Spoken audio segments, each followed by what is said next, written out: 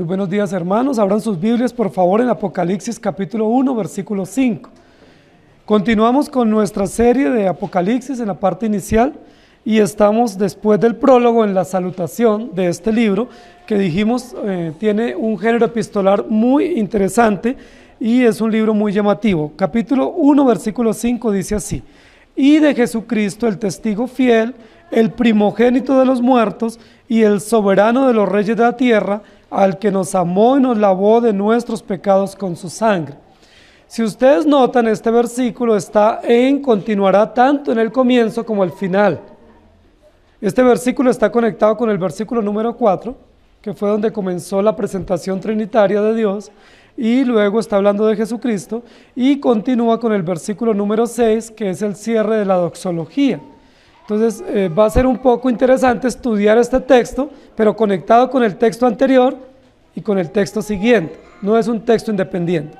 Dijimos la semana pasada que el versículo 4 presenta la Trinidad, ¿cierto? Al que es, el que era y el que ha de venir, refiriéndose al Padre, y luego a los 7 espíritus de Dios, refiriéndose al Espíritu Santo de Dios, y en este texto dice: y de Jesucristo, el testigo fiel, el primogénito de los muertos y el soberano de los reyes de la tierra, al que nos amó y nos lavó de nuestros pecados con su sangre.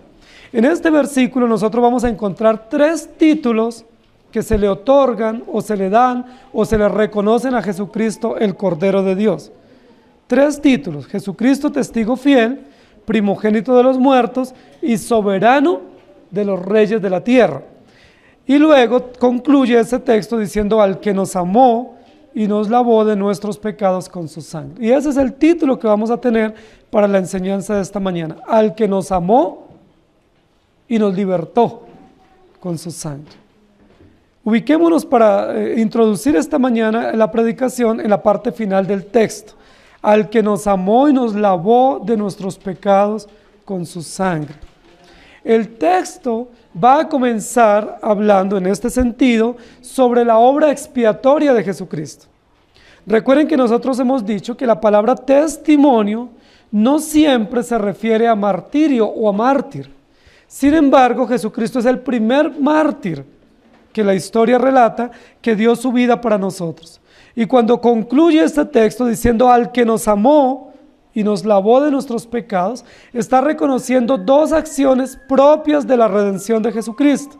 Está reconociendo que Jesucristo, el Cordero de Dios, ejecutó o cumplió oficial y fielmente 2 acciones que estaban anunciadas desde la eternidad, que hacían parte del pacto eterno de la redención. Y esas 2 acciones son: nos amó, y la otra acción dice: nos lavó.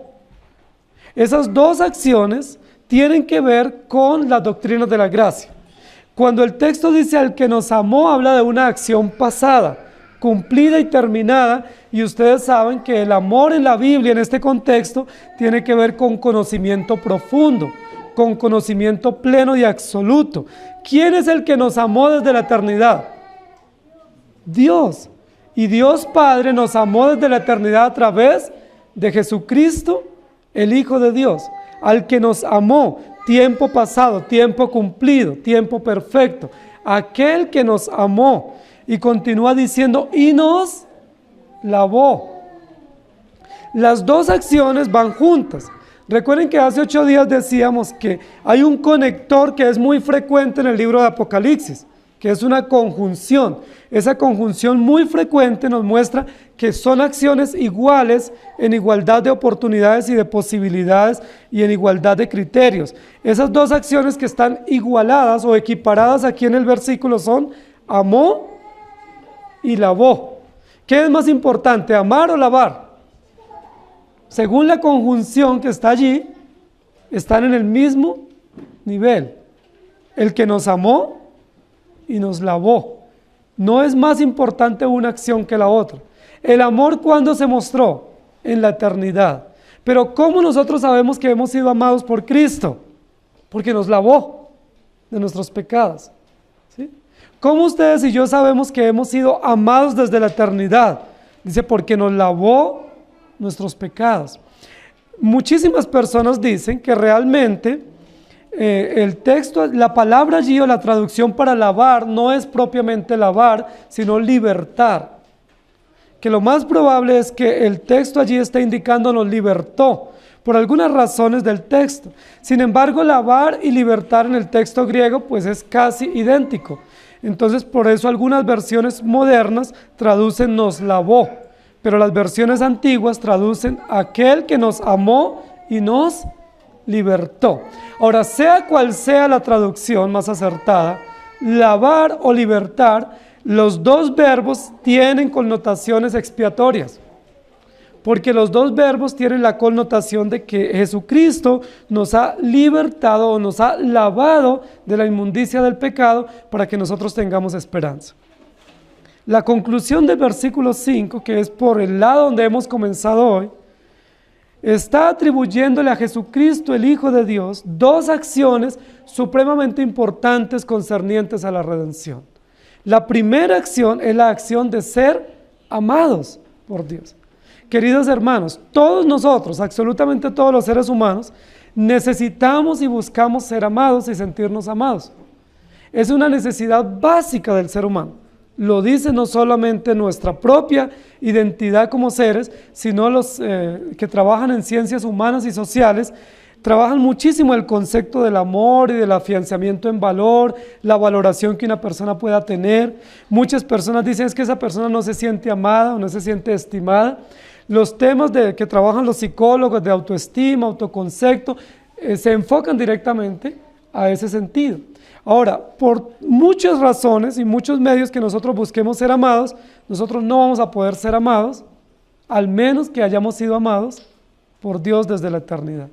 El texto está sacando una conclusión, y es una conclusión categórica, enfática, que tiene que ver con el amor eterno del Padre. Esa conclusión categórica tiene que ver con el amor del Padre. Aquel que nos amó, tiempo pasado, en la eternidad, aquel que nos destinó por amor para nosotros ser salvos. Y la segunda acción tiene que ver con la inmundicia de nuestro corazón. ¿Cuál es la segunda realidad unida al amor? Que ustedes y yo somos pecadores. Y que siendo pecadores, nosotros estamos esclavos del pecado y por lo tanto necesitamos libertad, o que estamos inmundos por el pecado y por lo tanto necesitamos ser lavados de nuestros pecados. El texto dice que Jesucristo nos amó y nos lavó de nuestros pecados. ¿Cuál es el énfasis de ese texto? El énfasis de ese texto está en las doctrinas de la gracia. Ustedes y yo somos depravados por nuestros pecados, pero hay alguien que nos eligió desde la eternidad y que oficialmente aplicó y cumplió ese propósito redentor y perdonó nuestros pecados. Queridos hermanos, esa introducción que está haciendo el libro de Apocalipsis es una introducción que no es común en ninguna otra epístola, porque en las otras epístolas se hace mención a la Trinidad, Dios Padre, Dios Hijo y Dios Espíritu Santo. Pero no se hace mención de manera tan categórica a la obra cumplida de la expiación de Jesucristo, el que nos amó y nos lavó de nuestros pecados. Ahora, la parte final de ese versículo dice, nos lavó de nuestros pecados con su sangre. Y esa es una parte del texto muy importante. ¿Ustedes recuerdan en qué parte de la Escritura aparece el término o el concepto sangre? ¿Cuál es el primer libro de la Biblia que aparece el término sangre? Génesis. En Génesis capítulo 3 es el primer sentido directo de esta expresión para decir que única y exclusivamente ustedes y yo somos amados realmente y libertados del pecado solamente a través de la sangre de Jesucristo, el Hijo de Dios. Lo que hace aquí hábilmente el texto es mostrarnos que el cumplimiento del amor y de la libertad que hemos recibido para perdón de nuestros pecados con la sangre de Cristo es nada más ni nada menos que el cumplimiento de las promesas de toda la Escritura, especialmente del Antiguo Testamento. Todos los judíos recuerden que cuando ellos tenían pecados y iban ante el sacerdote, no podían ir con las manos vacías. Y muchos de nosotros pensamos que no ir con las manos vacías es traer una ofrenda de dinero. Pero ¿cuál era la ofrenda que traían los judíos? Era un cordero. para ser puesto en sacrificio, para que se derramara su sangre y a través de esa sangre ellos obtener la limpieza de sus pecados o la libertad de sus pecados. Ustedes y yo estamos oprimidos por los pecados, queridos hermanos. Somos presa de nuestros pecados, estamos esclavos en nuestros delitos y pecados, pero aquel que nos amó y nos lavó con su sangre nos dio esperanza de vida eterna. Y esa es la razón por estar aquí. Por eso el título de la predicación hoy es Al que nos amó y libertó. Aquel que nos amó y nos libertó de nuestros pecados con su sangre. Por eso, queridos hermanos, no es posible que ninguna persona pueda decir que tiene perdón de pecados por otro medio o por otra persona diferente a Jesucristo. Recuerden que todas las falsas doctrinas, ellos dicen que tienen perdón de pecados de otra manera. A veces por autoperfeccionamiento, o por justificación propia, o por obras, o por sacrificios humanos, pero la única forma eficaz para ser perdonados de nuestros pecados es por la sangre. ¿La sangre de quién? La sangre de Jesucristo, la sangre de aquel que nos amó y nos libertó de nuestros pecados. Esas dos acciones que Jesucristo realiza son profundamente esperanzadoras para nosotros.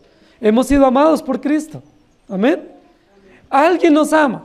Si a usted nadie lo ama o nadie lo ha amado en la vida, o por lo menos usted siente eso, hay alguien que lo ha amado con un amor eterno y se llama Jesucristo. ¿Eso no es esperanzador? Si a mí nadie me ama en este momento, si todos están en contra mía, hay alguien que me amó con un amor eterno y perfecto. Se llama Dios y nos ha mostrado ese amor perfecto y soberano a través de Jesucristo. Ahora, si usted está oprimido y deprimido por sus pecados, si usted se siente agobiado por la carga de culpa de sus pecados, si se siente muy extenuado al punto de no saber qué hacer por toda la maldad que domina su corazón, tenemos que ir a mirar a Cristo y ver el Evangelio. ¿Qué nos dice el Evangelio concerniente a la culpa y al peso de nuestros pecados? Que hemos sido libres de la esclavitud de nuestros pecados. No hemos sido libres de los pecados, porque seguimos teniendo pecados y cometiendo pecados. ¿Pero de qué nos libró Jesucristo? De la culpa condenatoria de nuestros pecados. Yo no sé si ustedes luchan con la culpa. Es probable que algunos de ustedes no puedan dormir por la culpa. Es probable que muchos estén acusando todo el tiempo por culpa de pecados pasados o de pecados que están cometiendo en este momento. Es probable que ustedes estén luchando terriblemente y devastadoramente con la culpa. ¿Saben cuál es la respuesta para la culpa? El sacrificio de Jesucristo en la cruz del Calvario. Cuando vamos a la cruz de Cristo, cuando vamos al Evangelio, nosotros tenemos que ser libres de la culpa. Porque quien lucha con la culpa y quien está dominado por la culpa, la conclusión es que no ha entendido el Evangelio y no ha nacido de nuevo. Porque todos los que han nacido de nuevo ya no tienen culpa. Porque la culpa condenatoria de los pecados ha sido cubierta por la sangre de Jesucristo y hay esperanza para nosotros. Ninguna condenación hay para los que están en Cristo Jesús. ¿Recuerdan ese texto? No hay ninguna condenación. Si usted lucha con la culpa, tiene que ir al Evangelio y tiene que entender por el Evangelio que ya usted ha sido limpio o libertado de la culpa condenatoria de todos sus pecados, única y exclusivamente por la sangre de Jesucristo, el Cordero de Dios. Podemos dormir con tranquilidad, podemos dormir con esperanza, podemos dormir con alegría porque el Señor nos amó y nos libertó de la culpa de nuestros pecados. Apocalipsis capítulo 3, versículo 12 dice: al que venciere, yo le haré columna en el templo de mi Dios, y nunca más saldrá de allí. Y escribiré sobre él el nombre de mi Dios, y el nombre de la ciudad de mi Dios, la nueva Jerusalén, la cual desciende del cielo de mi Dios, y mi nombre nuevo. Hablando del sacrificio de Cristo.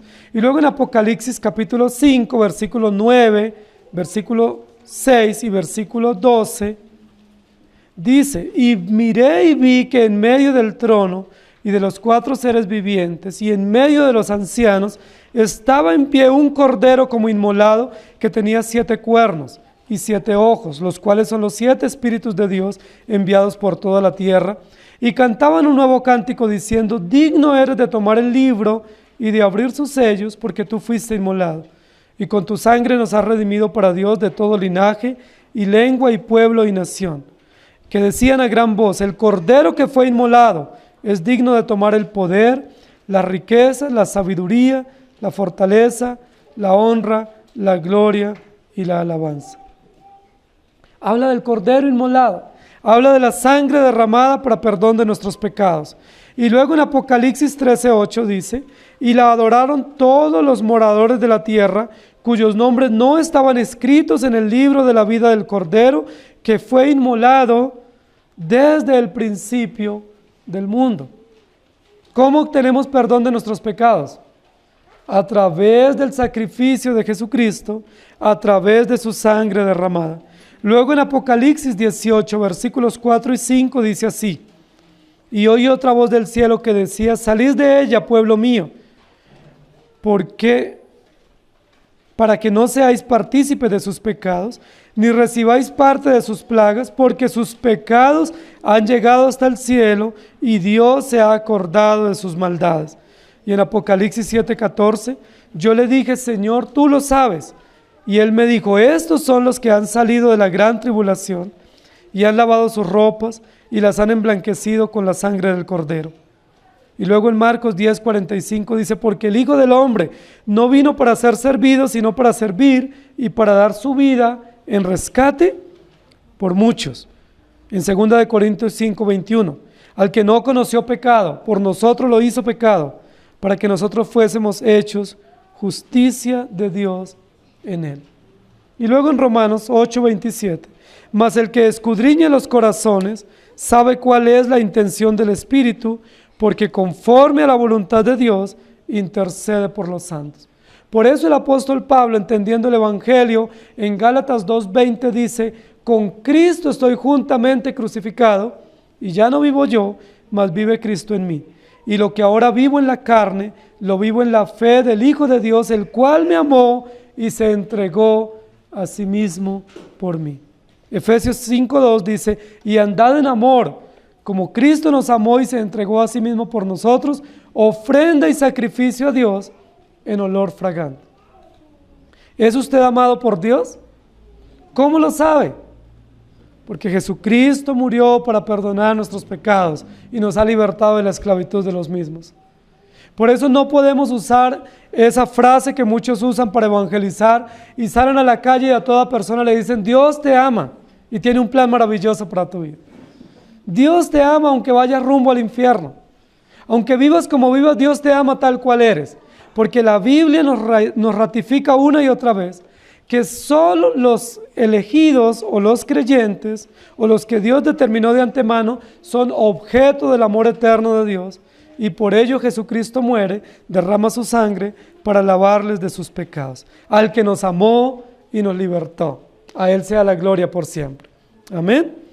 El texto dice de la siguiente manera, y de Jesucristo, el testigo fiel, el primogénito de los muertos y el soberano de los reyes de la tierra. Si ustedes notan, queridos hermanos, versículo 4 y versículo 5, el orden en el que se presentan las personas de la Trinidad es diferente al orden que usó el apóstol Pablo y diferente al orden que presentó el apóstol Pedro en las salutaciones. Porque generalmente las salutaciones comienzan dirigiéndose al Padre, luego al Hijo y luego al Espíritu Santo. Aquí hay una inversión en el orden. ¿Por qué se invierte el orden? Primero el Padre, segundo el Espíritu Santo y tercero Jesucristo. ¿Cuál es la intención del apóstol? ¿Por qué va a cambiar ese orden y presenta en último lugar a Jesucristo? ¿Cuál es el énfasis? Vamos a darnos cuenta en este texto y en el texto siguiente que el énfasis es que toda la doxología no va a estar dirigida a la Trinidad, sino que la doxología está realmente dirigida a Jesucristo, el Cordero vencedor, el que quita el pecado del mundo. El texto dice, y de Jesucristo, el testigo fiel. Si ustedes se devuelven un poco conmigo en los primeros versículos, recuerden que en el versículo 2 y luego en el versículo 3 habla del testimonio y habla del testigo. La revelación de Jesucristo que nos viene a través del testimonio de Jesucristo. ¿Cuál es el primer título que se le da al que nos amó y libertó? Primer título, el testigo fiel. Y de Jesucristo, el testigo fiel. Y de. Recuerden que esa y, ese conector, lo que dice es que el Padre, el Hijo y el Espíritu Santo están en el mismo nivel de autoridad, de esencia y de poder, y que no hay una subordinación como algunos han enseñado. La I no indica subordinación, sino que indica relación y el mismo poder y autoridad. Y de Jesucristo, el testigo fiel. No dice un testigo fiel, no dice uno de los muchos, dice Él. Es un artículo personal definido, es un pronombre definido, Él, testigo fiel. ¿Cuántos testigos hay? ¿Cuántos testigos fieles hay?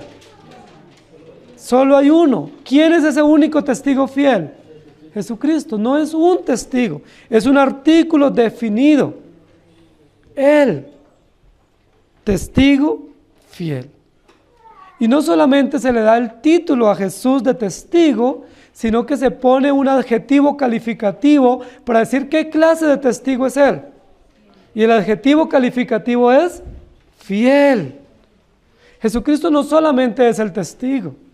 No podemos decir Jesucristo es el testigo, sino Jesucristo es el testigo fiel.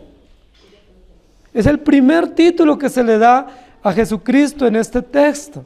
Recuerden que al Padre no se le dieron títulos, al Hijo, al Espíritu Santo no se le atribuyen títulos, pero a Jesucristo se le van a adjudicar en este versículo 3 títulos que son muy importantes. Testigo fiel. Recuerden que cuando hablamos de testigo, estamos hablando básicamente de dos cosas. Una cosa que habla cuando la palabra aparece el término testigo es que Él es el que atestigua o presenta la verdad de algo. Él es el que conoce las cosas. Él es el que estuvo presente y conoce con fidelidad todas las cosas y Él las da a conocer porque Él no solo es el testigo, sino que Él mismo es el testimonio de sí mismo. ¿Recuerdan versículo 2? Jesucristo es testigo de sí mismo. Es decir, Él conoce todas las cosas porque Él las diseñó, porque Él las cumplió, las ejecutó y porque Él las cumplirá hasta su consumación plenamente. Pero cuando aparece el término testigo en la Biblia, también tiene una connotación, recuerden que fue la connotación que se dio en el segundo y tercer siglo, y es la connotación de martirio, es la connotación de sufrimiento. Entonces, cuando dice allí, Jesucristo es el testigo fiel, tiene las dos connotaciones. Primero, Jesucristo es el que conoce todas las cosas, porque Él es Dios, Él las conoce, Él conoce toda la verdad de las cosas y puede presentar el testimonio, no porque lo vio, sino porque Él mismo es el testimonio. Es la revelación de sí mismo. Pero cuando dice testigo fiel, lo que está diciendo es que Jesucristo también asumió el sufrimiento o el martirio en sí mismo, testificó con su propia vida para darnos esperanza de vida eterna. Es decir, Jesucristo murió en la cruz para perdonar nuestros pecados. Testimonio o martirio están de la mano. Jesucristo no solamente habla del sufrimiento, Jesucristo encarna el sufrimiento en sí mismo. Y parece ser que esa era una de las connotaciones muy importantes para los creyentes a partir del primer siglo. Porque a partir del primer siglo la Iglesia Universal fue perseguida por el culto imperial. Los emperadores persiguieron terriblemente a los creyentes y los creyentes necesitaban ser confortados, consolados y fortalecidos, no solo en la fe, sino también en sus emociones con relación al Evangelio. Cuando se presenta este título a Jesucristo testigo fiel, se le está diciendo a los creyentes, Jesucristo se ha revelado a sí mismo y ha encarnado el sufrimiento para darnos esperanza, porque Él no solamente habla del sufrimiento y no solo nos da valor en el sufrimiento, sino que Él sufrió en carne propia por nosotros. Queridos hermanos, esta connotación es muy importante para nosotros, especialmente cuando vivimos épocas o momentos de sufrimiento, porque en los momentos de sufrimiento nosotros tenemos que mirar al autor de la vida, y el autor de la vida padeció, el justo por los injustos, para llevarnos a Dios. Jesucristo es el testigo fiel. ¿Saben, queridos hermanos? Jesucristo, cuando estuvo acá en la tierra, cumplió fielmente 3 oficios. ¿Recuerdan cuáles fueron los 3 oficios que Cristo cumplió? Sacerdote, profeta y rey. Y yo quiero relacionar estos 3 títulos que se dan aquí en este texto con los 3 oficios que Cristo cumple. El primer título que se le otorga a Jesucristo es testigo fiel. Único que conoce toda la verdad y la presenta con fidelidad. El único que dio su vida por proclamar el Evangelio y por perdonar nuestros pecados. Y el título testigo está relacionado con el oficio de profeta. Jesucristo es el profeta fiel. ¿Recuerda que hubo muchos profetas en el Antiguo Testamento y todos fueron martirizados? Recuerden que Jesucristo, cuando iba bajando hacia Jerusalén para ir a la cruz, lloró sobre Jerusalén o sobre la montaña diciendo: ¡ay de ti, Jerusalén, que matas a los profetas y destruyes o torturas a los que te son enviados!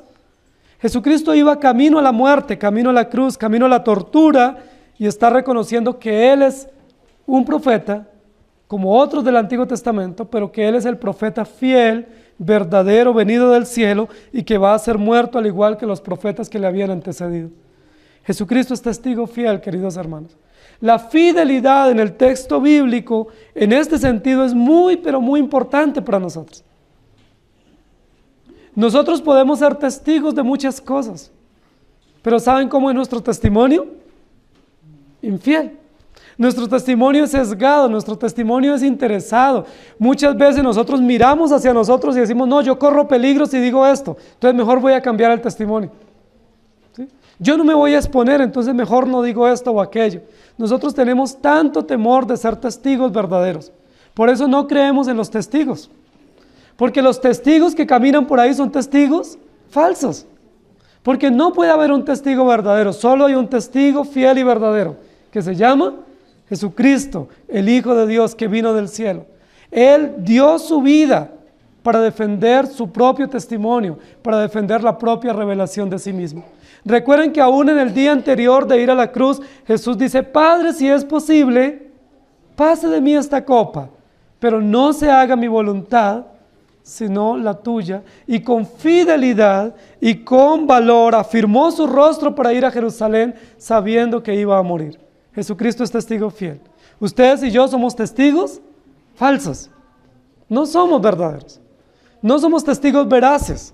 Nuestros testimonios son equivocados, llenos de mucha falsedad, llenos de muchos egoísmo y de muchos intereses para favorecernos a nosotros o para destruir a otros. Pero hay un testigo fiel y verdadero, Jesucristo, el Cordero de Dios. Y esa es nuestra esperanza. El que nos amó y nos libertó, no solo nos amó y nos libertó del pecado, sino que también es testigo fiel.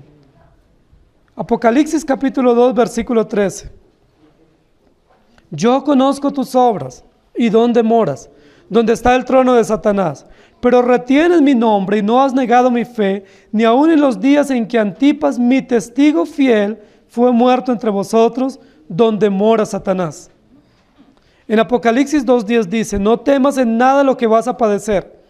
He aquí el diablo echará a algunos de vosotros en la cárcel para que seáis probados, y tendréis tribulación por 10 días. Sé fiel hasta la muerte, y yo te daré la corona de la vida. Apocalipsis 3:14. Y escribe al ángel de la iglesia en la Odisea: he aquí el amén, el testigo fiel y verdadero, el principio de la creación de Dios, dice esto. Y luego en Juan 10:25 dice: Jesús le respondió: os lo he dicho y no creéis, las obras que yo hago en nombre de mi Padre, ellas dan testimonio de mí. La fidelidad es una característica del testigo. Queridos hermanos, cuando el texto está hablando acá de testigo fiel, está implícitamente hablando de que ser testigo fiel implica muchas veces dar la vida. Yo les pregunto, ¿ustedes están dispuestos a dar la vida por el Evangelio? Si usted tuviera que presentarse ante una encrucijada donde es puesto a prueba su fe y su testimonio, donde tiene que dar la vida por causa de la fe, o de lo que usted cree, de la verdad del Evangelio, ¿usted estaría en la disposición de ser un testigo fiel? Si a usted le dicen, si usted dice que es cristiano, lo matamos, pero si usted niega a Jesucristo, le preservamos la vida, ¿usted qué haría? Probablemente hoy decimos que daríamos la vida por el Evangelio, ¿cierto? Pero el día que estemos en esa encrucijada, en esa coyuntura, lo más probable es que nosotros digamos, bueno, pues, espéreme, pues yo de vez en cuando voy, ¿no?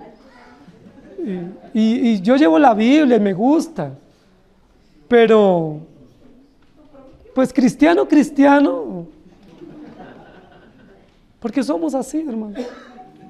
Por eso no somos testigos verdaderos, somos testigos falsos, testigos cobardes, testigos que no tenemos la audacia de defender la verdad, cueste lo que cueste. Muchas personas toman ideologías paganas y están dispuestas a dar la vida por sus ideologías.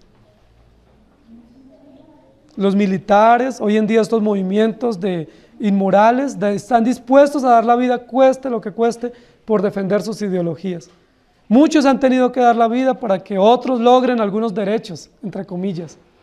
La pregunta de los cristianos, ¿estamos en la disposición de ser testigos aún hasta la muerte? Sé fiel hasta la muerte y yo te daré la corona de la vida.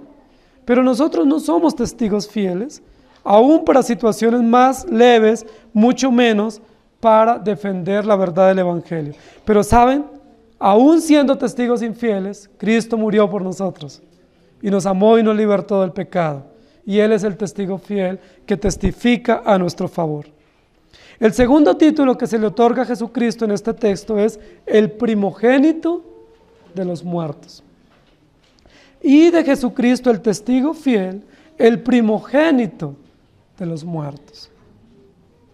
El primogénito de los muertos. ¿Qué es lo que está diciendo este título con relación a Jesucristo? Recordemos que esta expresión es una expresión que se presenta en Colosenses. Y en Colosenses capítulo 1 y en Apocalipsis capítulo 1, esta expresión Jesucristo primogénito de los muertos ha sido tergiversada por algunas sectas que se hacen llamar a sí mismos testigos, y esta secta ha tergiversado esta verdad del Evangelio diciendo que Jesucristo es el primero de entre muchos. Porque la palabra primogénito tiene varias connotaciones. La palabra primogénito puede significar primero entre muchos, pero la palabra primogénito también puede significar preeminente. Es decir, el que está por encima y tiene la preeminencia sobre los demás. La pregunta es, ¿cuál de las dos connotaciones tiene cuando se refiere a Jesucristo ese término? ¿Primero entre muchos o preeminente sobre los demás? Preeminente. Jesucristo es Dios. Jesucristo, como perfecto y verdadero Dios, no es el primero entre muchos, sino que Él es el preeminente sobre todas las cosas, sobre todas las personas, es decir, el que está por encima de todas las cosas y de todas las personas, porque Él ocupa el lugar preeminente. Primogénito aquí no es primero, primogénito aquí es preeminente. El que está por encima de todas las cosas para mostrarnos quién es. Y de Jesucristo, el primogénito de los muertos. Otra connotación o otra finalidad con la palabra primogénito en la Biblia es el que hereda todas las cosas. El heredero de todas las cosas. Jesucristo es el heredero porque Él es el Hijo eterno del Padre. Como Hijo eterno del Padre, toda la herencia del Padre, ¿a quién le pertenece? A Jesucristo, porque es el único Hijo eterno, el Hijo legítimo, el Hijo que es de su misma esencia, de su misma naturaleza y sustancia. Jesucristo es el primogénito, heredero de todas las cosas, que tiene la preeminencia sobre todas las cosas. Ese título tiene que ver con un aspecto del mesianismo o de la obra mesiánica de Jesucristo. Primogénito de los muertos muestra la soberanía de Cristo sobre la vida y sobre la muerte. Cuando usa esa expresión primogénito de los muertos, está hablando de una promesa eterna de redención, que Jesucristo la cumple en su cuerpo y que Jesucristo vence y derrota la muerte y saca a la luz la vida por su resurrección. Jesucristo es el primogénito. Está por encima de la vida y por encima de la muerte, porque Él es Dios. ¿Cómo dice que nos amó y nos lavó? Derramando su sangre. Esa expresión final del versículo habla del martirio de Cristo. La primera expresión, testigo fiel, también habla de martirio, es decir, de muerte. Pero pese a que el texto está bañado de martirio o de sufrimiento, o que nos muestra el cumplimiento expiatorio de Cristo, Jesucristo es preeminente, es decir, está por encima de la vida y por encima de la muerte. ¿Estamos de acuerdo? Y eso es totalmente extraordinario en el texto. Por eso el eslogan que nosotros estamos usando para el estudio de Apocalipsis es Jesucristo, Cordero vencedor. Jesucristo, Cordero victorioso, preeminente sobre todas las cosas, que no está limitado por el tiempo y por el espacio, ni limitado por las circunstancias de la vida y de la muerte, sino que Él está por encima de todas esas realidades, porque Él es Dios. Y de Jesucristo el testigo fiel, es decir, el que no tergiversa, el que no cambia la verdad, porque la verdad es el mismo en sí, y el primogénito de los muertos, es decir, el Mesías que viene del cielo, que vence y derrota la muerte y nos da la herencia eterna que nos corresponde recibir solo por gracia a través de Cristo Jesús. En este versículo se muestra claramente la soberanía de Jesucristo. La Biblia no dice que Jesucristo necesitó de alguien para Él ser resucitado. ¿Recuerdan los que creen en la asunción de María? Los que creen en la asunción de María dicen que María resucitó con ayuda y fue al cielo con ayuda. ¿Recuerdan? Eso significa la asunción, que ella sí subió, pero subió ayudada, porque no podía subir solita. Los que creen en la ascensión, como lo presenta la Biblia, dicen que Jesucristo resucitó por sí mismo, sin ningún tipo de ayuda. ¿Y cómo fue al cielo? ¿Quién lo ayudó a subir? Él ascendió al cielo por sí mismo, sin ningún tipo de ayuda, porque Él tiene poder ilimitado en sí mismo para hacer todas las cosas, porque Él es primogénito o preeminente sobre todas las cosas y sobre todas las circunstancias. Jesucristo es soberano sobre la vida y sobre la muerte. Queridos hermanos, el primer título que se presenta aquí sobre Jesucristo da esperanza a los creyentes en la época del sufrimiento. Porque Jesucristo es testigo fiel. Tuvo que dar la vida para perdonar nuestros pecados. Si tú estás sufriendo, hubo alguien que sufrió hasta la muerte y muerte de cruz. Hay esperanza en el sufrimiento. El segundo título no nos da esperanza con relación al sufrimiento, sino esperanza con relación a la muerte.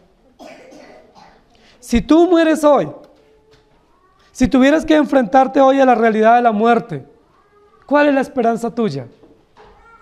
Que Jesucristo es el primogénito de los muertos. Es decir, Jesucristo venció la muerte y pese a afrontar la muerte como una implicación de la humillación, tuvo la resurrección o participó de la resurrección como una implicación de la exaltación. Jesucristo vive y vive para siempre, porque Él es el primogénito de los muertos. Es una alusión a la resurrección. Es una alusión a la victoria sobre la muerte. Es una alusión a que Jesucristo no se quedó en la tumba, sino venció la muerte y vive victorioso. Si Jesucristo vive victorioso, ¿cuál es el mensaje para nosotros? El primer título hace referencia al sufrimiento. El segundo título hace referencia a la resurrección. Ustedes y yo resucitaremos con Cristo. No importa la manera ni las circunstancias en las que tengamos que morir. No importa las implicaciones de dolor que tengamos que afrontar aquí en la vida y en la muerte. No importa. ¿Cuál es nuestra esperanza tanto en la vida como en la muerte? Jesucristo. Porque Él venció la muerte. Porque Él, siendo del linaje de David, porque siendo el heredero eterno y siendo el que cumple la promesa pactual, enfrentó la muerte para perdonar nuestros pecados, pero venció la muerte. La derrotó triunfando en la resurrección y nos ha asegurado la vida eterna. Queridos hermanos, ¿no es eso esperanzador para ustedes y para mí? Eso es evangelio. El evangelio no es pare de sufrir. El evangelio es en medio del sufrimiento. Jesucristo es testigo fiel. El evangelio es nunca vas a morir. El evangelio es tendrás que morir.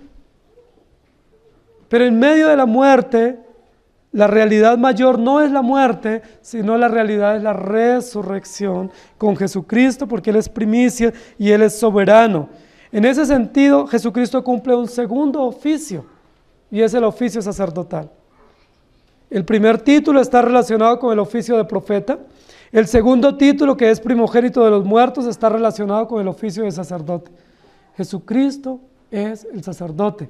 Jesucristo no solo cumple un oficio sacerdotal, Jesucristo en sí mismo es el sacerdote que se presentó para darnos la vida y la esperanza. Jesucristo derramó, Jesucristo se puso en el altar del sacrificio.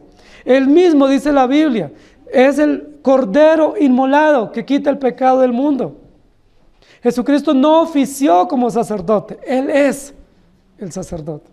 Y esa es la diferencia con todos los demás que podemos servir en la obra del Señor. Porque los que servimos en su obra somos obreros en sus manos, que tipificamos o representamos o ejemplificamos la obra de Cristo. Pero Jesucristo, Él mismo es el profeta, Él mismo es el mensaje, pero Él mismo es el sacerdote que se puso en el altar del sacrificio para perdonar nuestros pecados. Queridos hermanos, esas son verdades hermosas del Evangelio. ¿Cómo ustedes y yo hemos sido amados y libertados de nuestros pecados? Porque hubo un profeta eterno que se reveló, y ese profeta es fiel, se llama Jesucristo. Porque hubo un sacerdote eterno que se inmoló a sí mismo voluntaria y gozosamente para que ustedes y yo tengamos esperanza. Nadie lo obligó, nadie lo llevó a la fuerza. No fue que alguien lo forzó para que Él se entregara. Dice la Biblia, yo mismo, por mi propia cuenta, pongo mi vida y yo mismo la vuelvo a tomar para salvación. Colosenses 1:18, y Él es la cabeza del cuerpo que es la iglesia, Él que es el principio, el primogénito de entre los muertos, para que en todo tenga la preeminencia. Y luego en 1 Corintios 15:20 dice, mas ahora Cristo ha resucitado de los muertos, primicia de los que durmieron es hecho. Y luego en Apocalipsis 26 y 14 dice así, bienaventurado y santo el que tiene parte en la primera resurrección. La segunda muerte no tiene potestad sobre estos, sino que serán sacerdotes de Dios y de Cristo y reinarán con Él 1000 años. Y la muerte y el Hades fueron lanzados al lago del fuego. Esta es la muerte segunda. Queridos hermanos, el que Jesucristo sea primogénito de los muertos nos debe quitar todo temor por la muerte. ¿Por qué tenerle temor a la muerte? Si Jesucristo es primogénito de ella, de entre los muertos. Apocalipsis 21:4 dice así, enjugará Dios toda lágrima de los ojos de ellos, y ya no habrá muerte, ni habrá más llanto, ni clamor, ni dolor, porque las primeras cosas pasaron. Y luego en el capítulo 2 de Apocalipsis, versículos 7 y 11 dice, el que tiene oído, oiga lo que el Espíritu dice a las iglesias. El que venciere le daré a comer del árbol de la vida, el cual está en medio del paraíso de Dios. El que tiene oído, oiga lo que el Espíritu dice a la iglesia. El que venciere no sufrirá daño de la segunda muerte. Al que nos amó y nos libertó por su sangre. Jesucristo, testigo fiel, primogénito de los muertos. ¿Y cuál es el tercer título? Y soberano de los reyes de la tierra. Sencillo para identificar el oficio allí que Cristo cumple, ¿cierto? Rey, profeta, sacerdote y rey. Plenamente cumplido, tanto en la humillación como en la exaltación, Jesucristo cumple estas funciones o estos oficios. El tercer título dice, y el soberano de los reyes de la tierra. Noten que en los tres títulos hay un artículo definido, un artículo personal, un pronombre personal. El testigo fiel, no un testigo fiel. No dice un primogénito de los muertos. ¿Qué dice? El primogénito de los muertos. Y el tercer título dice, y el soberano, no un soberano. ¿Cuáles eran los soberanos del momento? Nerón, ¿cierto? Los emperadores, ¿sí? Tertuliano, Domiciano, todos esos emperadores que vinieron a lo largo de la historia del pueblo judío en medio del Imperio Romano, eran los que dominaban y ellos se hacían llamar a sí mismos señores. Ese era el título que ellos recibían.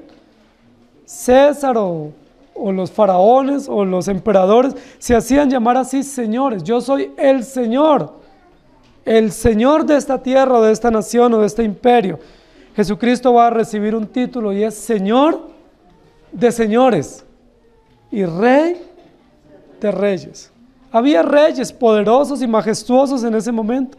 Había emperadores fuertes y muy crueles y sanguinarios que dominaban. De hecho, la iglesia estaba perseguida por uno de esos señores, uno de esos reyes que se hacía llamar soberano. Estaba persiguiendo a la iglesia, perseguía a los cristianos, estaba cerrando iglesias, estaba matando y torturando muchos cristianos. ¿Y cómo se hacía llamar a sí mismo? Rey, Señor poderoso, que doy las órdenes y decreto la muerte de los creyentes porque no se doblegan ante el culto del imperio. ¿Cuál es el título que Jesús recibe? El soberano de los reyes de la tierra. Es decir, Jesús no es un rey más. Jesús no tiene autoridad equiparada con la autoridad que tienen los demás que ejercen autoridad sobre la tierra. Jesucristo está por encima de cualquier autoridad que se nombre en este siglo o sobre la tierra. Jesucristo es el soberano de los reyes de la tierra. Esa descripción calificativa es muy importante, porque no solamente presenta a Jesús como rey y como soberano, sino que describe qué clase de autoridad él ejerce. Y él ejerce autoridad sobre todos los demás que se atribuyen a sí mismo autoridad en la tierra. Yo les pregunto, queridos hermanos, ¿cómo no van a tener esperanza los creyentes con estas descripciones de Cristo? Si Jesucristo es rey que domina sobre la tierra, pues los creyentes tenemos esperanza, porque muchos de nosotros estamos abocados a regímenes políticos absurdos. Muchos en diferentes naciones tenemos regímenes que son contrarios a la justicia y a la misericordia. Y muchos de esos regímenes son dictatoriales en algunos países y se imponen de manera arbitraria sobre una ciudadanía para destruirla, para causar daño. Pero pese a todas esas circunstancias políticas o económicas o militares que las naciones afronten, hay alguien que está por encima de todos esos gobernantes. Hay alguien que está por encima de todos esos ministros que ejercen poder y que con arbitrariedad dictan leyes en contra de la ciudadanía y en contra de Dios. ¿Quién es esa autoridad suprema? Jesucristo, soberano sobre los reyes de la tierra. Estamos viendo nuevamente la preeminencia. Jesucristo es preeminente o soberano como testigo fiel. Es preeminente o soberano como primogénito de los muertos, pero también es preeminente o soberano como rey de reyes y como señor de señores. Esa es una de las frases que se va a usar mucho en el libro de Apocalipsis. Rey de reyes y Señor de señores, para decir, sí, hay otros señores que se atribuyen a sí mismos señorío y poder y dominio, pero solo hay un rey sobre todos ellos y solo hay una autoridad suprema y absoluta que se llama Jesucristo. Jesucristo es profeta, sacerdote y rey. Como rey no solamente ejerce dominio sobre su pueblo, como rey ejerce dominio sobre las naciones donde mora su pueblo. Las leyes que atentan contra los creyentes en los diferentes lugares del mundo están gobernadas por ese rey soberano perfecto. Nosotros a veces nos preocupamos y nos quejamos porque hay persecución. Hay creyentes en persecución en algunos lugares del mundo. Hay creyentes que están siendo torturados o perseguidos y nos preocupamos. Pero cuando nosotros vemos este título que se le da a Jesucristo, tenemos esperanza. Porque todas esas leyes inhumanas o arbitrarias que se aprueben, ¿quién las conoce? ¿Quién las permite? ¿Quién legisla sobre esos gobernadores? ¿Quién tomará cuenta de esas injusticias que estos gobernantes aplican o permiten para las naciones?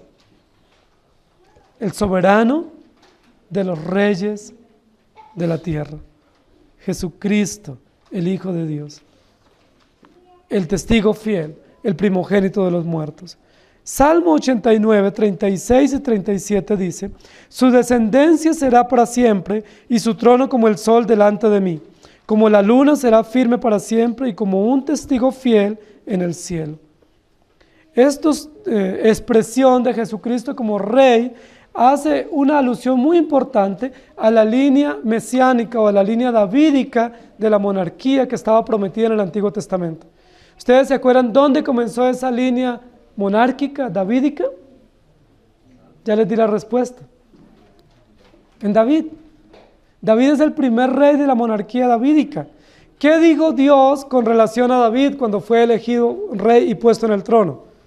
Nunca faltará quien se siente en el trono de David, de tu linaje, de tu descendencia. Perpetuamente habrá un rey que gobernará con justicia y con misericordia. Yo les pregunto, ¿David reinó con justicia y misericordia? ¿Salomón reinó con justicia y misericordia? ¿Roboán o los que siguieron, de los 21 reyes de la dinastía de Judá, reinaron con justicia y misericordia? Ninguno. Entonces la palabra de Dios no se cumple o tiene errores.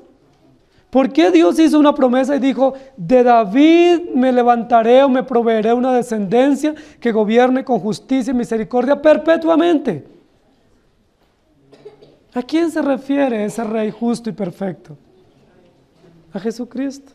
De esos 21 reyes, ninguno fue justo y ninguno fue misericordioso.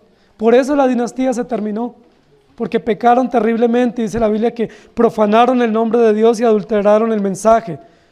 Pero Jesucristo es el soberano de los reyes de la tierra, que viene de la tribu de Judá, de la dinastía de David, y se cumple perfectamente las promesas pactuales con relación a la monarquía. Jesucristo reina. ¿Dónde reina Jesucristo? En el corazón de los creyentes, reina en el corazón de la iglesia, gobierna en el universo dirigiendo a su iglesia, porque Él es la cabeza invisible de la iglesia. Salmo 89, 27 dice: yo también lo pondré por primogénito, el más excelso de los reyes de la tierra. ¿Se dan cuenta que este texto relaciona los dos títulos que estábamos viendo acá? Primogénito y rey. Porque para ser rey legítimo de la dinastía también tenía que ser el primer hijo varón. Pero el texto que leímos de Salmo 89, 36 relaciona testigo fiel con rey.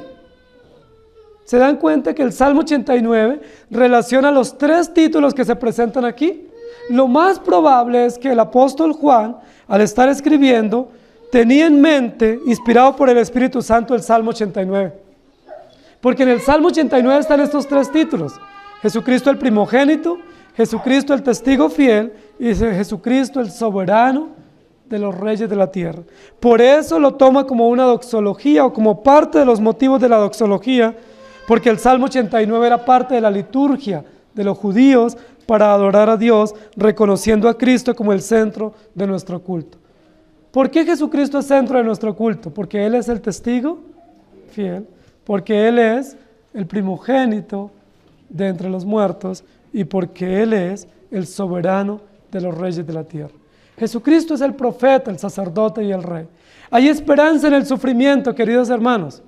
¿Cuál es la esperanza en el sufrimiento? Jesucristo, testigo fiel, profeta que proclamó el mensaje y dio su vida por el mensaje. Hay esperanza en medio de la muerte. ¿Cuál es nuestra esperanza en la muerte? Nuestro sacerdote Jesucristo, primogénito de los muertos, que venció la muerte y sacó a la luz la vida. Pero hay esperanza también en medio de nuestra realidad diaria como ciudadanos en una nación.